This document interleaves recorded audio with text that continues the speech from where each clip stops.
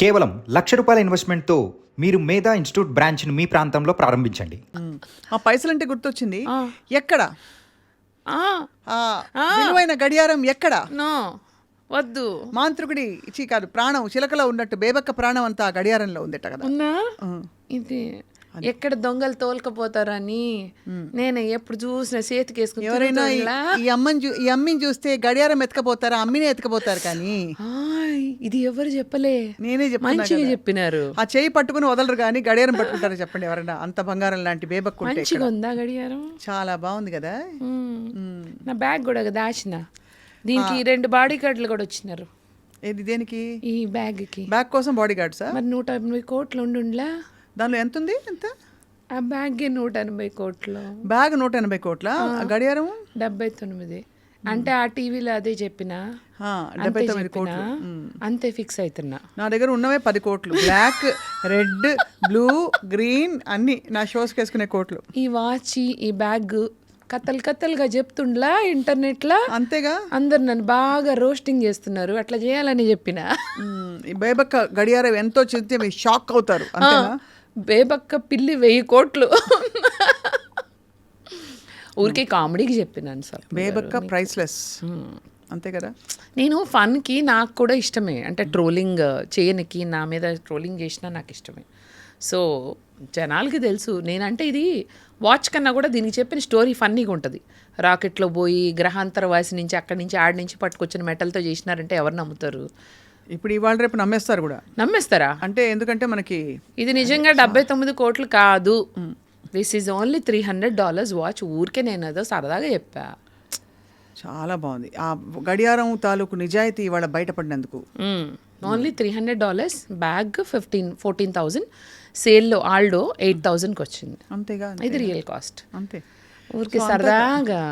కానీ అదే ఈ గడియారం, ఈ బ్యాగ్ ఉన్న మనిషి మాత్రం విలువలేని ఒక ప్రైస్లెస్. అది అంటే సలా సౌండ్ గాల్లో కలిసిపోవాలన్నమాట. సో ఈ సింగిల్ ఫిలాసఫీ ఏంటి మధు మీది? సింగరేగా. సింగర్ కాదు, సింగిల్ ఫిలాసఫీ. సింగర్ ఫిలాసఫీ ఎలాగో మాట్లాడతా నెక్స్ట్. సింగిల్ గా ఉండడం రెడీ టు మింగిలా లేకపోతే నాట్ రెడీ టు మింగిలా, ఐ డోంట్ వాంట్ టు మింగిలా, what? Go with the flow. మీరు అడిగిన దానికి రెండో దానికి గో విత్ ద ఫ్లో. అంటే మడిగట్టుకుని ఏమీ ఉండకూడదు. మనకి ఎవరైనా నిజంగా నచ్చితే we can talk to them. తప్పే ఉంది ఎల్లకాలం. కాకపోతే నాకైతే ఇప్పుడైతే ఇంట్రెస్ట్ లేదు. ఇంట్రెస్ట్ లేదు. So I'm happy. నేనైతే సంతోషంగా ఉన్నాను. ఫ్యాన్స్, అభిమానులు ఎవరైనా ఉంటే కొంతకాలం తర్వాత ప్రయత్నించండి. ప్రస్తుతానికి లైన్లన్నీ బిజీగా ఉన్నాయి. ముందు ఒక 300 కోట్ల వాచ్ పంపించండి.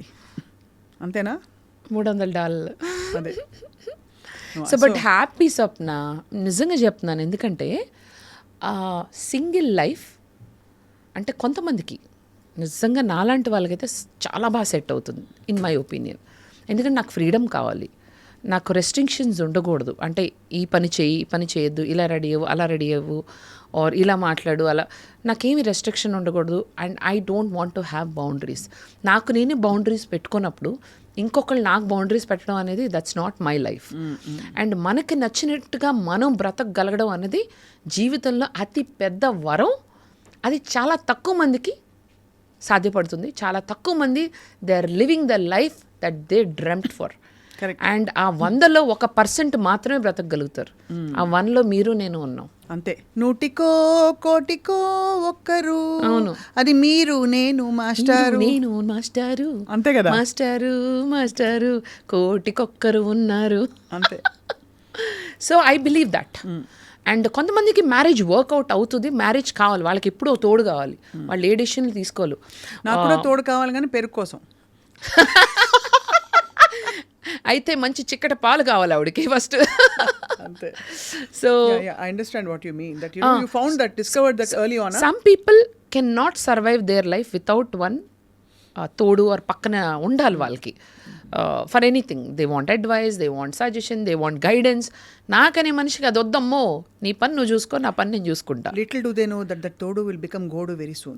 తోడు, నీడ, గోడు. నేను ఒక వీడియో చేసా, ఇట్ వెంట్ వెరీ వైరల్. ఒకప్పుడు తోడు కావాలనిపించేది, ఇప్పుడు వద్దమ్మా, తోడొద్దు, నీడొద్దు, ఆ గోడే వద్దు, ప్రశాంతంగా ఉంది, ఎవరి పని వాళ్ళు చేసుకోండి అబ్బా అని చేస్తే అది ఇట్ వెంట్ వెరీ వైరల్. నా మనసులో చెప్పేస్తాను స్వప్న గారు. యాక్చువల్లీ చెప్పాలంటే నాకు బిగ్ బాస్కి వెళ్ళక ముందు బెజవాడ బేబక్కగా నాకు యాక్చువల్లీ ఎక్కువ క్రేజ్ ఉంది. చాలా క్రేజ్ ఉంది. అదే బిగ్ బాస్కి వెళ్ళిన తర్వాత ఏంటంటే ఒక మెయిన్ స్ట్రీమ్ ఇప్పుడు ఒక ఇన్ఫ్లుయెన్సర్గా కాకుండా ఒక సమ్వేర్ ప్రాపర్ సెలబ్రిటీగా నన్ను కొంచెం సెలబ్రిటీగా నిజంగా చెప్తున్నా. అంటే ఇంతకుముందు ఈ ఇమేజ్ ఇలా లేదు. So now from here I have been placed in a good